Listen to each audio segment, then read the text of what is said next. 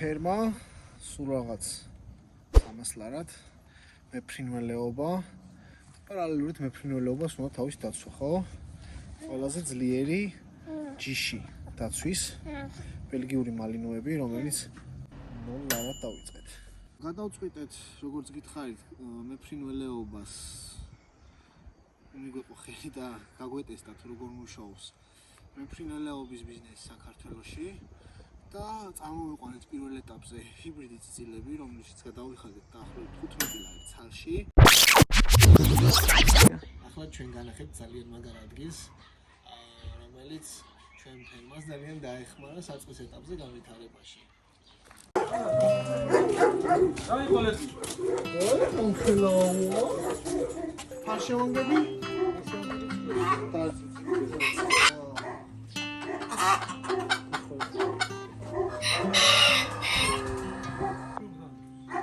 რო ცოტა შეიცვალოს ვიტამინების ნატრობა ყავთ კაცი. მომალი კი ხოს მაგრამ.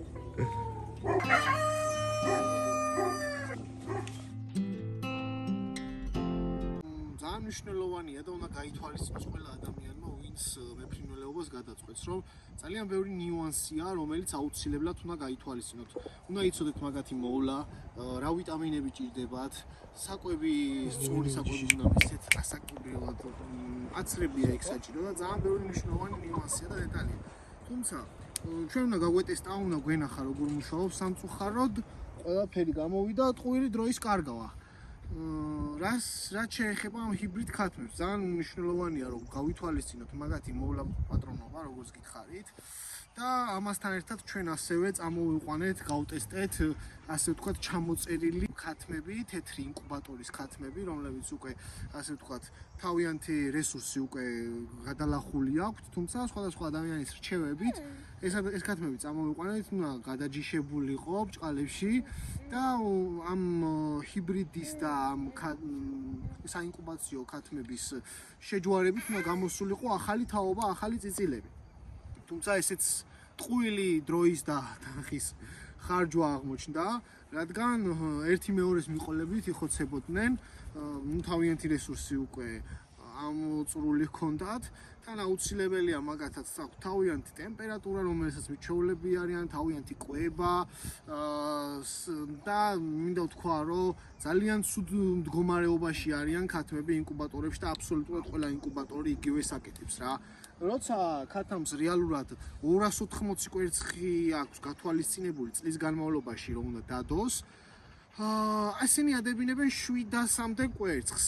აძლევენ ძალიან დიდ რაოდენობით ქიმიურ საკვებს, რომელიც ადებინებს დღეში 2-3 კვერცხს და ისეთი მდგომარეობაში იყვნენ ქათმები, რომ აი ფაქტიურად არ მინდა ვიდეოში კიდევ წარმოგიდგენიათ ხო, არც ბუმბული ჰქონდათ, გამოშიგნულები იყვნენ ფაქტიურად, თუმცა ჩვენ ვეცადეთ რომ ახალი ცხოვრება მიგვეცა და ესეთ ლამაზ ბუნება დროის კარგვა უბრალოდ. გვინდა რომ ახალი ცხოვრება მიგვეცა ბუნებაში როგორ ადაპტაციას მოახდინენ, გაგვეთვალისწინებინა, თუმცა არაფერი გამოვიდა. 200 ქათამი წამოვიყვანეთ 160 ლარად, თავის ტრანსპორტირებიანად, ძალიან კარგად ჟღერდა ეს ყველაფერი, რომ 200 ქათამი იქნებოდა ძალიან საინტერესო ადაპტაცია გაეკეთებინათ მათ, მაგრამ სამწუხაროდ ადაპტაცია ვერ გაიარეს და ერთი მეორის მიყოლებით იხოცებოდნენ. საბოლოო ჯამში ჩვენ დაგვჭა ძალიან ბევრი დაღუპული ქათამი, რომელიც სამწუხაროდ ყველაფერი გადავყარეთ. სამაგიეროდ მეფრინველეობის გარდა ჩვენ დავიწყეთ მათი დაცვა და ეს ჯიშის ძაღლები ყოველთვის იყო ჩემი ოცნება, რომ ბელგიური მალინოები მყოლოდა, თუმცა იმის გამო რომ ყოველთვის ბინაში ვცხოვრობდი, შეუძლებელი იყო მათი ყოლა.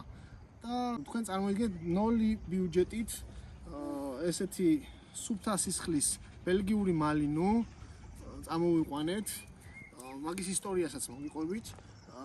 ირანელი სტუდენტი, რომელიც ცხოვრობდა დიღომირვაში, დიდ კანეკორსოსთან ერთად ზრდიდა პატარა ლეკვის ბელგიურ მალინოს და ფაქტიურად არ ეცალა, ძალიან დიდი ყურადღება და დრო ჭირდება ამ ჯიშის ძაღლებს და ზოგადად ძაღლს, იმიტომ რომ ის ადამიანის საუკეთესო მეგობარია. ვერ აქცევდა ვერანაირად ყურადღებას, დადიოდა და დაგულაობდა და ეს კანე კორსო ფაქტიურად წნეხში ყავდა, ცენდა, საკვებს არ აჭმევდა, ამიტომ ძალიან ცუდ მდგომარეობაში წამოვიყვანეთ, გამხდარი იყო, ნეკრები ფაქტიურად არ ეტყობოდა. თუმცა მან ძალიან კარგი ადაპტაცია განიცადა, ძალიან კარგად გრძნობს თავს, მორჩილია, სწავლობს და მისი მეუღლე ეთერში ფოთიდან წამოყვანილი სანსი ძალიან თბილი და მოსიყვარელი გოგონა და მინდა ბევრს ურჩიო რომ თუ არ გაქვთ გათვითცნობიერებული რომ ამ ჯიშის ძაღლი გინდათ რომ ყავდეთ და არ გაქვთ გათვითცნობიერებული თუ რა სირთულეებთან არის ეს ყველაფერი დაკავშირებული ესენი არიან ძალიან ენერგიული ასევე მოსიყვარულე თბილები ამიტომ დიდი ხნით დატოვება უყურადღებობა მათ ფსიქიკაზე ძალიან დიდ გავლენას ახდენს ამიტომ ეს ქალბატონი წამოვიყვანეთ ქალაქ ფოთიდან ძალიან ბევრი ძაღლები ყავდა იმ ადამიანს და ფაქტიურად ვერ აქცევდა იმდენ ყურადღებას ამიტომ სანსი გახდა ჩვენი ოჯახის ახალი წევრი და ჰოპი მესამე ჰოპი მოდი ჩემთან მოდი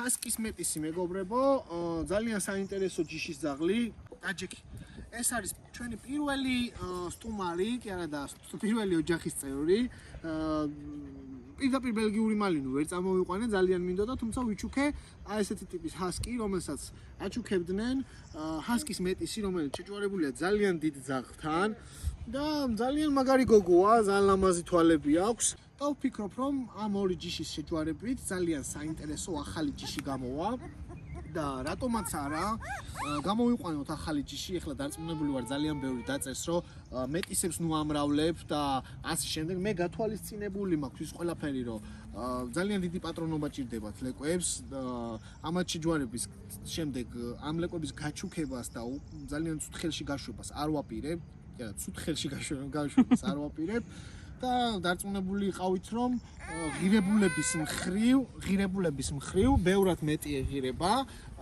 ახალი ჯიშის ლეკვი არც ერთი არ გაჩუქდება მეგობრებო პირიქით ორჯერ და სამჯერ უფრო ძვირად გაიყიდება იმიტომ რომ არლეკინი სხვადასხვა ფერის თვალის ბელგიური მალინო ძალიან საინტერესო იქნება ვფიქრობ და გენებში აქვს ძალიან მორჩილი და საინტერესო ხასიათი ჰოპი ადგილზე დროზე მოდი ადგილზე მოდი ყოჩახ დაჯექი ყოჩახ კარგი გოგო ხარ ძალიან საინტერესოა და ვფიქრობ რომ ძალიან მაგარი ჯიშის ძაღლები უნდა გამოვიდნენ რა საბოლოო ჯამში მე ფრინველეობა დასკვნით საკითხში რომ ხაზი გაუსვათ წარუმატებელი აღმოჩნდა იმიტომ რომ ჩვენ არ გვაქვს იმის ფუფუნება და იმის დრო რომ მაქსიმალურად ვიზრუნოთ მიცეთ ის ვიტამინების ცოდნა არ გვაქვს თუმცა თუ მთელ დროს დავუთმობთ ფრინველებს სასარგებლოა როგორც ვიცით ერთი წელი ჭირდება რომ გაიზარდოს ერთი წლის მერე მხოლოდ ერთი წელი ფუნქციონირებს და შემდეგ უკვე მესამე წელს უკვე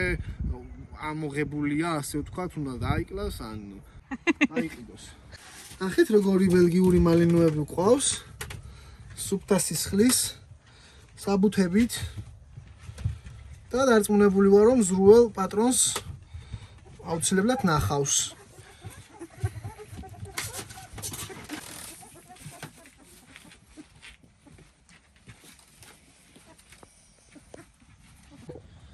ფაქტიურად არაფერი არ იცოდნენ, უცოდინრები იყვნენ, მაგრამ ბევრი წვრთნის შედეგად ძალიან მეგობრულები და საყვარლები გახდნენ რა. მინდა გითხრათ კიდევ რომ შინაური ცხოველები, ძაღლები არ არიან აგრეთ წოდებული ბიზნესის თვალსაზრისით რენტაბელური, იმიტომ რომ ისინი ჩვენი მეგობრები არიან და ისინი ჩვენი მცველები არიან. თუმცა თავისთავად ხანდახან გამოდის როგორც ბიზნესი ისე ლეკვების თვალსაზრისით ამდენ ლეკვს ვერ შევინახავთ, ამიტომ უნდა გაიყიდოს. მე გითხარით რომ არაფერი არ დაგუჯდა შინაური ცხოველების და ძაღლების და ქათმების შეძენა. დიდი მაგრამ არაფერი არ არის იმასთან შედარებით, რაც მათი შენახვა გვიჭდება. ხო, ჭამ. ძალიან მნიშვნელოვანია რომ სწორად განვსაზღვროთ მათი კვება.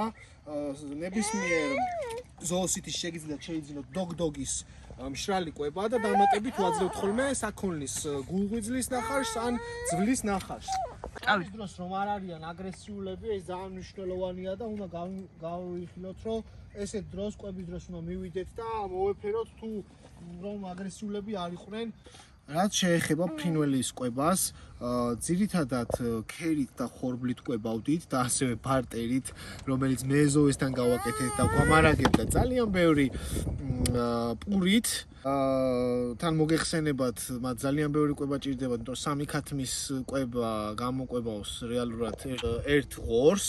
მიუხედავად იმისა, რომ ეს ყველაფერი სეკვებითი რაციონი არ დაგვირღვევია და ძალიან ბევრს ვაჭმევდით მაინც, ასევე გაღვივებული ხორბლითაც, მაინც არ გამოიღო შედეგი და ძირითადად იყო ეს ყველაფერი ტყუილი დროის და ფულის ხარჯვა.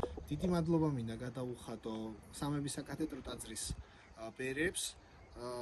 იყო პოსტი Facebook-ზე, რომ ცვლიდნენ ან ყიდიდნენ დეკორატიულ მამლებს, იაპონკებს, ეგრეთ წოდებულს და რომ გავეხმაურეთ აღნიშნულ პოსტს, საჩუქრად გადმოგცეს 4 იაპონური მამალი. ჩვენ გვყავს დეკორატიული დედალი და არ ყავდა მამალი სამწუხაროდ რაღაც ვიტამინების ნაკლებობის გამო დაიღუპა. ამიტომ გვაჩუქა სამების საკათედრო ტაძრის ბერებმა გვაჩუქეს ძალიან მაგარი ჯუჯა მამლები. ამით დაგემშვიდობებით მეგობრებო, არ დაგაუწყეთ არხის გამოწერა, ეს ჩემთვის ძალიან დიდი мотиваციაა. ასევე დამიკომენტარით, რომელი ბიზნესი გაინტერესებთ, მე უფრო მეტ დეტალს განახებთ, თუ როგორ მუშაობს სხვადასხვა ბიზნესები, ნაბიჯ განახებთ ამ ყველაფერს. თუ გაინტერესებთ ჩვენი შინაური ცხოველების თანაცხოვრების კადრები, აღწერაში დაურთავ TikTok-ის ლინკს, შეგიძლიათ გადახვიდეთ, ნახოთ მათი წვრთნების ვიდეოები. მადლობა ყურადღებისთვის, არ დაგაუწყეთ ჩვენი გამოწერა. კარგად.